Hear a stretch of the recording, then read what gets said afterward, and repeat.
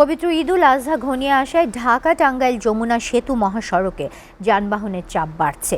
উত্তরাঞ্চলের প্রবেশদ্বার খ্যাত টাঙ্গাইলের যমুনা সেতু দিয়ে বেড়েছে যানবাহন পারাপার। এ নিয়ে টাঙ্গাইল থেকে বিস্তারিত জানাতে যুক্ত হচ্ছেন সহকর্মী আহমেদ রাসেল।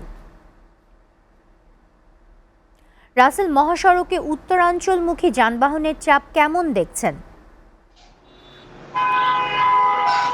তাহসিনা, ঢাকা টাঙ্গাইল যমুনা সেতু মহাসড়কের যানবাহনের চাপের কথা যদি আমি আপনাকে জানাই, তাহলে বলতে হবে যে সকাল থেকে কিন্তু এই মহাসড়কে যানবাহনের চাপ ছিল। এখন পর্যন্ত যানবাহনের চাপ বেড়েছে।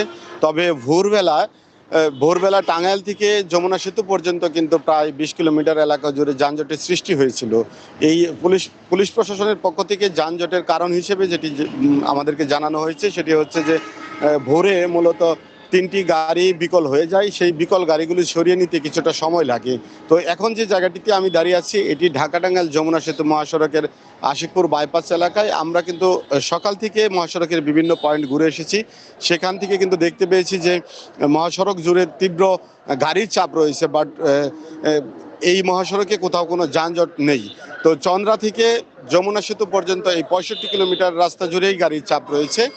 একটি তথ্য জানিয়ে রাখি যে গত ২৪ ঘন্টায় যমুনা সেতু দিয়ে ৫৭,০০০-এরও বেশি যানবাহন পারাপার হয়েছে।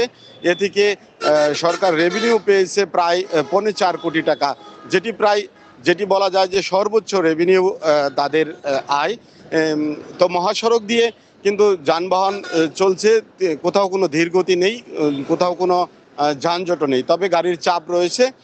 প্রশাসনের পক্ষ থেকে বলা হয়েছে যে যেভাবে চলছে সেটি যদি চলতে থাকে তাহলে ঈদ পূর্ববর্তী যে সময়টুকু রয়েছে সেই সময়ে কিন্তু আর যানজট হওয়ার শঙ্কা নেই, এমনটাই কিন্তু তারা জানিয়েছে। তবে রাস্তায় কোনো গাড়ি বিকল হয়ে গেলে কখনো সেক্ষেত্রে হয়তো কোথাও কোনো জটলা সৃষ্টি হতে পারে।